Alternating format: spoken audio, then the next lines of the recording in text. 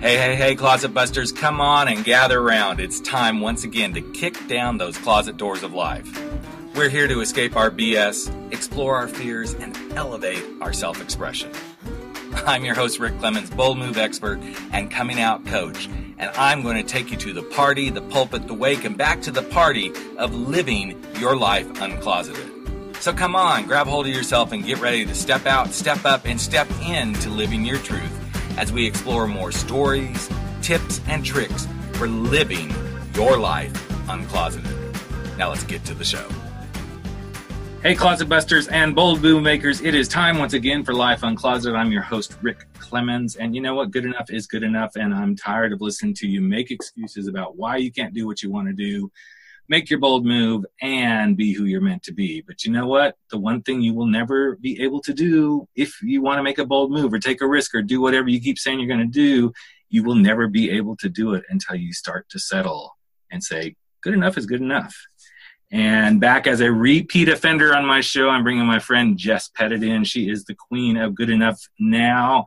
And you know what? She's kind of like me. She's not going to let you stay stuck. She's going to say, come on, let's get moving. And she's not even going to listen to those wait and see excuses. She's ready to help you make your bold move, live your life uncloseted, and adopt the mantra of good enough now. So welcome to my podcast, my friend Jess, who is, you can't see her, but she's literally covered in paint right now because good enough is good enough to even be on my podcast, even if you're in the midst of painting a bathroom. So the things we do as entrepreneurs, right? Yeah, it's the funniest thing, right? Is that like 2 weeks ago, like big, giant coliseum of people. Yeah. Week after that is like a team working session with 10 people. And now I'm covered in paint because I'm priming, actually. I haven't even started painting, priming my bathroom. Mm-hmm. Nice. Welcome. It's always fun, always something to do. So, but yeah, you know, I love, you know, we talked about this last time you were on, and I thought, you know what? Okay, so let's really tell why Jess is on here. She set this goal this year to like do all these podcasts this year. Yeah, podcast a week. Podcast a week. How you doing with it? Pretty good? Pretty good. Yeah. I did an interview with Tom Singer on cool things entrepreneurs do. Oh, cool. Of mistakes I think podcasters make that make it hard on guests. Yeah. And then Tom, as a podcaster, he did the top 5 things that guests do that make it hard on podcasters. Mm-hmm. And it's been really fun. So I've been on one every single week in 2018, and I'm scheduled out through August. Awesome. Well, I will put your name out to a few of my buddies because I think you'd be great on some of the podcasts I know about too. But great. If you had not set this goal, wouldn't it have been just as easy to say, it's good enough, I've been on podcasts in the past, but this goal, there was something in it for you. So what was it all about? Well, that's interesting is that like the concept, or at least my concept of good enough is to try, to try. So when I've pivoted from my original company name and logo and branding was I Am Social Justice. Right. And I have pivoted to a broader message that's also a little bit more of a subliminal diversity training of good enough now. Right. And what I realized is that I wasn't exactly sure what my elevator pitch was or exactly positive what my favorite tagline was. Mm-hmm. And so I wasn't telling anybody about my new initiatives. Right. And so I kind of dared myself to get on podcasts because I think excuses, lack of innovation, lack of creativity, feeling disconnected are really relevant in all different kinds of audiences. And I thought a podcast is a great way for me to practice talking about the application of what I wrote my book about, even though I don't have it like perfectly memorized. So doing podcasts literally it's good enough, get out there and talk about it. Exactly. And so for everybody listening, Jess and I think it was in the last couple hours, I'm like, okay, girl, what do you want to talk about? And she goes, I don't know, we'll just do what we do. And I think that's the beauty of letting go and being in these spaces. Now, of course, neither one of us would walk on a stage that we're getting paid $3,500 to $7,000 to do a speech and go, oh, well, good enough now. But in a way, that's kind of where we start as speakers. It's like, okay, what's good enough now as a concept? And then we start doing the work of like, okay, now how do I take that good enough concept, start to build it, take it forward? But this basis to me of good enough now is how we start to take action. Because if you keep waiting, you'll never take action. You'll never do anything. Yeah. My kind of mantra is do the best you can with what you got some of the time. Yep. And so every conversation I have, every time I'm trying to intervene, meet a new person, sell a book, prime my bathroom, whatever, I am not an expert in every single one of those settings. And yet, if I do the best I can with what I got some of the time, then progress can be made. Or at least you're leaning forward to begin the momentum. Well, and that thing of some of the time, it's like most of the time in our daily lives, that's all we're doing anyway. Mm-hmm. Sure, we've done things, we've approached things, we try to do. I was actually having this conversation with someone else this morning. It's like, if we don't at least realize most of our life, we're kind of doing things in the moment. We may have done stuff before, but even this podcast, I've done almost 300 of these podcasts. So each one, yes, there's a familiarity to it. But in this moment, I don't know what you're going to say. I don't know what I'm going to say. So I could get completely froze up and get wigged out and pull the last of my hair out and go, oh my God, what if this isn't perfect? But I don't give a damn about perfect. Well, and that's actually what I love about your message and your podcast with your audience is that if you are being vulnerable and authentic, you don't have to be 100% prepared. You and I are just showing up as people and we're just having a conversation. Right. And that actually will make a better connection than some contrite thing that we would have planned or rehearsed. Right, right. And I think if people can step into that space, and I know it's scary, it's vulnerable, there's uncertainty, there's like, oh my God, I've never done this, but anything that we do is new. Anything we do. I mean, every day that we wake up is new.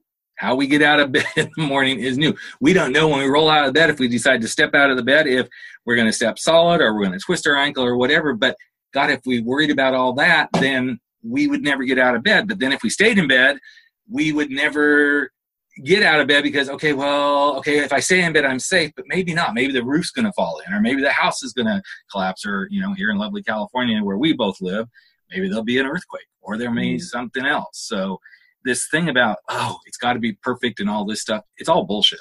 It's all bullshit.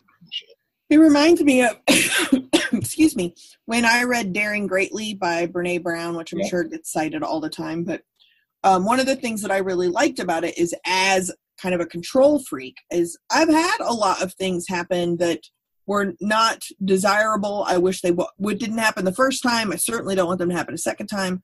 And my kind of knee-jerk defense mechanism for that was to try to really clamp down and super control everything. Mm-hmm. And what's interesting is no matter how much control or how scheduled I am, those things still found room to occur.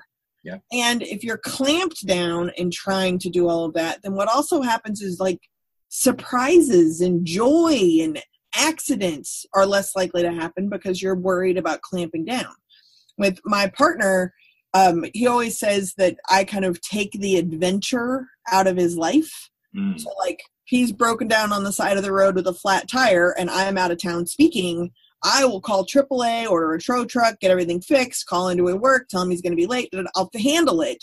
And he's having a great time because that's life throwing a curveball. Right. So we've developed this phrase of that I'm AAA-ing the situation, and maybe instead of fixing it, you can just actually enjoy it. It's kind of like the safe words. It sounds like it's like your own little version of 50 Shades of Grey. You're AAA-ing, and that's a beautiful way to communicate to your partner. Hey, you're kind of in my stuff that you don't need to be.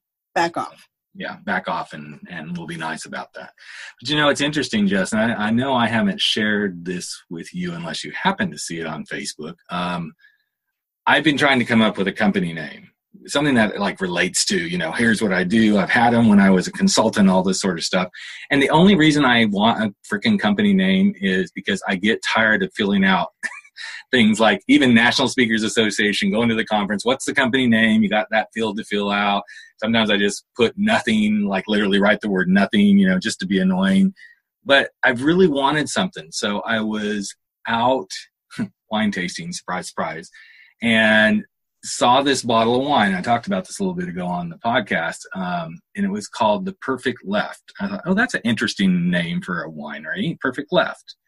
And in that moment, I thought, actually, that's an interesting twist I could put on a company name, Perfect Detour. Because everything I stand for is about taking the perfect detour and standing in it, whether it's your bold move, whether it's coming out of the closet, whether it's leaving a job that you know pays the bills and you're going to go out and be the entrepreneur. Sometimes we have to take and see things as the perfect detour in order to get to where we're going, which actually kind of nicely holds hand with your brand of Good Enough Now. Yeah, absolutely. Together, really cool. So what are some of the stuff you've learned about sucking it up and saying, okay, good enough is good enough. I'm moving forward. I mean, I think that what the biggest lesson is that even though I wrote the book on it, literally. I'm still not very good at it. I still want everything to be perfect. I still want everything to be timely or early or a little extra special touch. And I can put a lot of stress on myself to make those things happen. Even when I'm sending out Good Enough Now books to people, I want they have their cute little mailing labels. I have the cute little envelopes, like da-da-da-da. So I don't take my own medicine that I'm telling everyone else about consistently. That's probably the most ironic lesson. The other thing is that it seems to be like a breath of fresh air for folks. That I think that there's so much competition to be just exceptional at everything and to lean into the positive stereotypes that someone's supposed to be living. Or when we talk about professional speakers, like I talk to a lot of folks that may be new or may just be new to the National Speakers Association, and they watch a couple of videos and feel like, for women, they have to have a French twist and wear a single colored dress. They have to be a size 6 or smaller.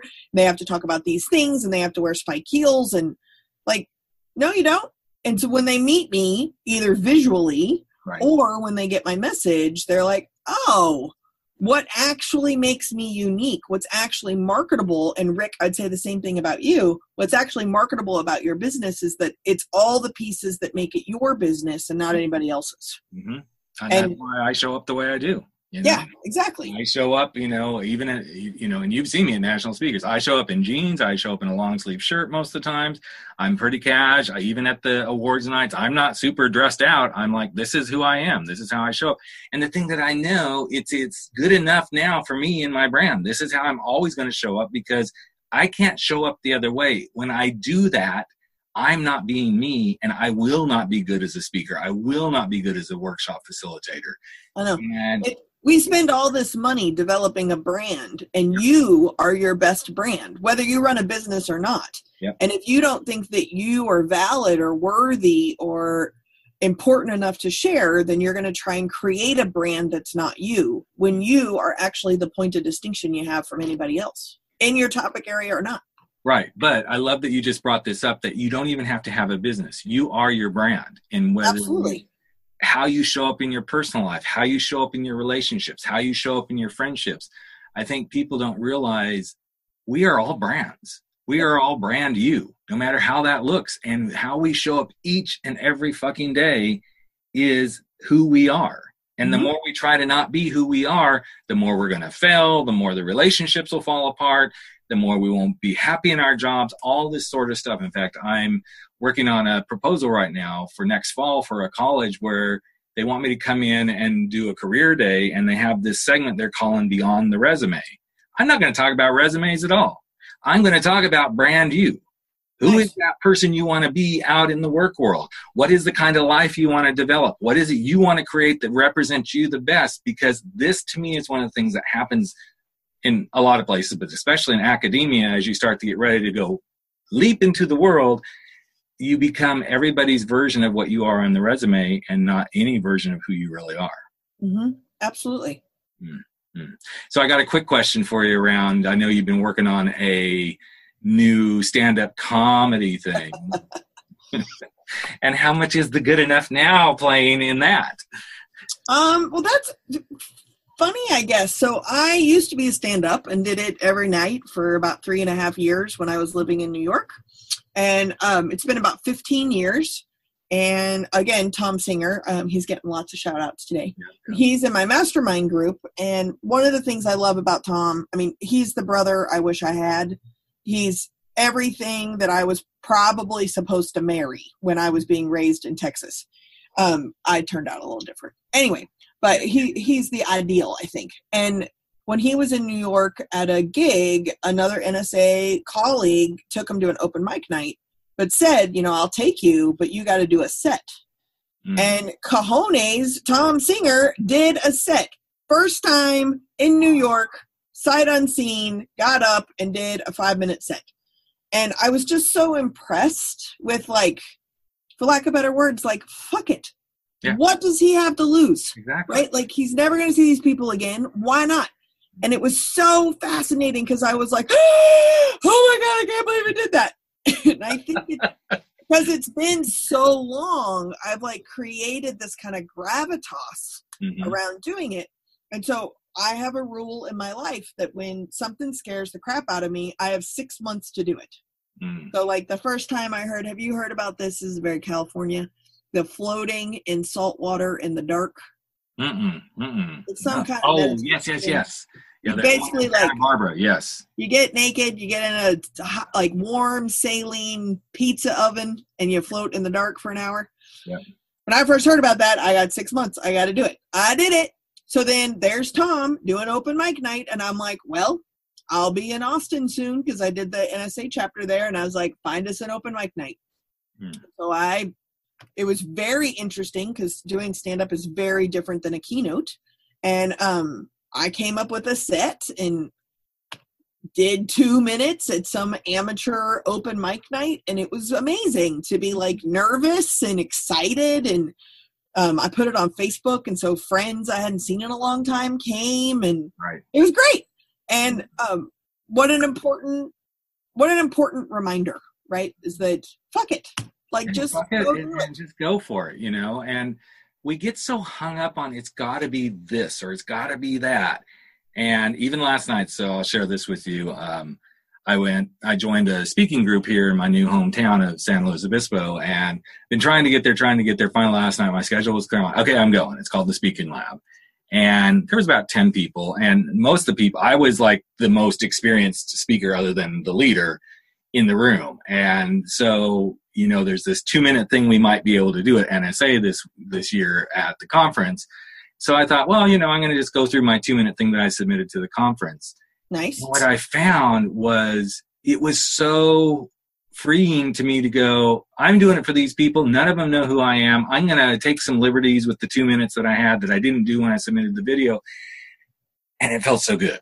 Nice. Because I'm like, oh, wait, damn, I wish I had this one on video now. But that's okay, because it's when we start to let loose and cut loose and say, screw it, and go, even when I recorded the one I sent to NSA, I'm like, you know what? I'm sitting in my office in a chair on the spur of the moment. I just recorded it.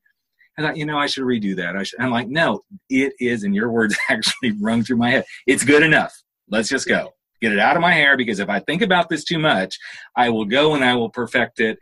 And then I might come off too stiff. But what I loved about what I did submit was it was Rick, it was raw, it was real. And if it doesn't happen, hey, it's okay. But I did what I felt in the moment to do. Absolutely. When they did proposals this year, they were encouraging little videos. Yep. And so, you and I are going to somehow be in two places at once, sort of. Yes, we're perfecting the clone experience right now. Yeah, we still got to figure out that. We're growing eggs of ourselves that will be birthed in the next couple of months somehow. It'll be fine. Whatever. Whatever. Anyway. Yeah, well, that's a perfect example. It's good enough now. We know we have to figure this out, but we'll get through somehow. We'll figure it out. So anyway, when I submitted it originally, I had just done a keynote to like 7,000 people in New Orleans. I was up way too late that night because I was all excited about the keynote. I had an early flight home, and is because my husband had a really important meeting that day. And so I left New Orleans at like 3:30 in the morning to get to the airport to get home in time to be there for dinner when he was done with his meeting. And so the program that you and I are working on for your listeners is about not kids, but all the other relationships and how we maintain them while we are out on the road. I saw a video of me with like an hour and a half of sleep, talking really quietly in a completely empty New Orleans airport, because that's what you do to maintain your relationships. I needed to get home. I got home.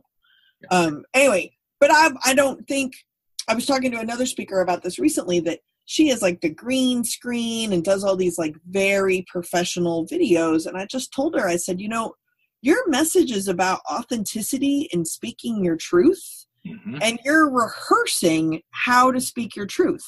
All right. Like, have you ever thought about just talking to a camera? Right. And she's like, well, I don't know, people want to see me without my eyelashes on. You know what? I wish the listeners could see both of us right now, because the video would be hilarious. Jess is sitting here with like paint on her hair, and I'm sitting in the wine closet, as I always do when I record. You can hardly see me on the screen. My little man boobs are kind of hanging down. I've got a shitty t-shirt on right now. But it's because we're just doing what we do. I know. I would like to point out, though, I look very Lesbiterian in my... Yes, you do. She's got the whole overall one. The pockets. Yes. Everything. I think you should take a picture. I will. So before we quit, I will do a screen capture of you modeling to put on the show page for this. Dun, dun, dun. So let's kind of... I think I have paint on every surface of my body, except somehow not on my glasses. Well, okay. That's interesting. You're quite good at that somehow. I know. Maybe it's you and my husband would do well together. He is like the messiest painter in the world. I just texted Lauren and I said, in a small space, it is very apparent that I am a messy painter. And he said, nothing a wet rag can't fix. Yeah, and I was like, does that apply to everything in our marriage?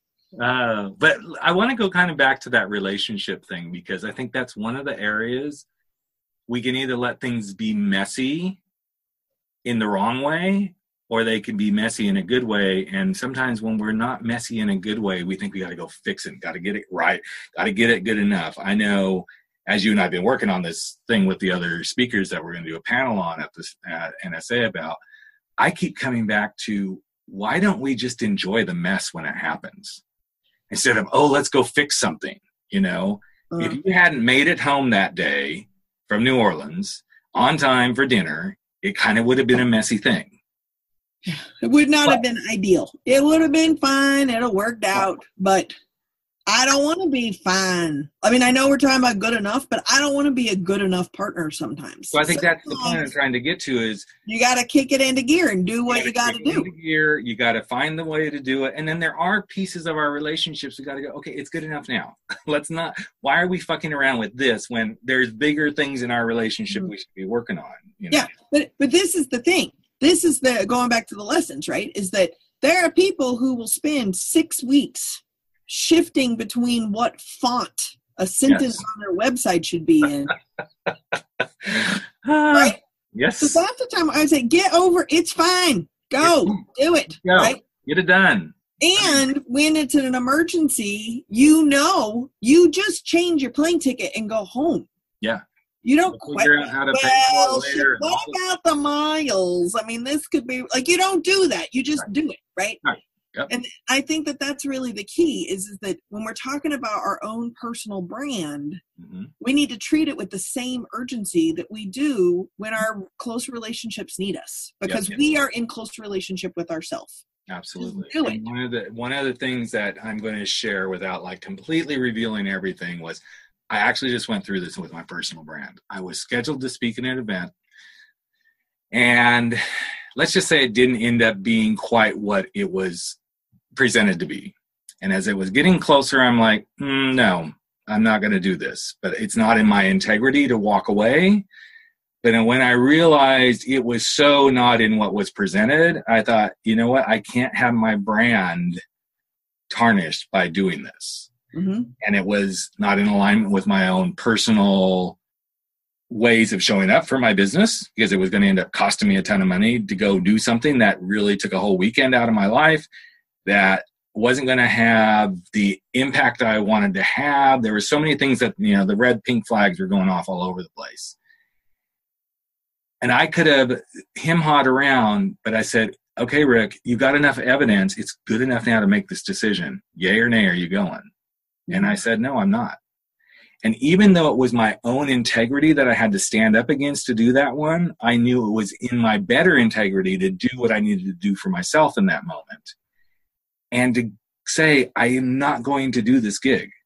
There was no money involved, so that kind of helped too. But I mean, money pay-wise. But it was one of those things where our personal brand of who we are, if we don't own that and say, this is in my best interest for me to feel good about myself and what I'm here to do on the earth, then we start living in these boxes and we don't do live inauthentically, and then you can't serve anybody. No. And I knew if I got there, I know myself, because I could be a bitch on wheels a lot of times, I could have been kind of bitchy the time I would have been there. And I thought, that's not going to serve me. It's not going to serve the organization. It's better. I'd rather do this than not do that. And the lesson I learned for myself, many of 100 in this particular instance, was if you're going to go do this, then you're going to put the bitchy person aside and you're going to show up and you're going to be fully in, you're going to be fully supportive. If you can't do that, then that's yet another reason for you not to go. Yep. That was a tough conversation for me to have with my inner self. Mm-hmm. But it's something I know I need to work on a regular basis. And because I did that, I feel so much better, because I'm now starting to go, okay, you did it once. I've done it more than once now, but that one was kind of a biggie. And it was, to your point of, it was good enough for me to back out of it. It was good enough for me to be honest with myself and be authentic to myself to say, this isn't a good fit. Which I think that when we start doing, so I know somebody's listening is going to be like, wait, y'all are confusing me. But I think that when you let go of the things that are holding you back, you are then able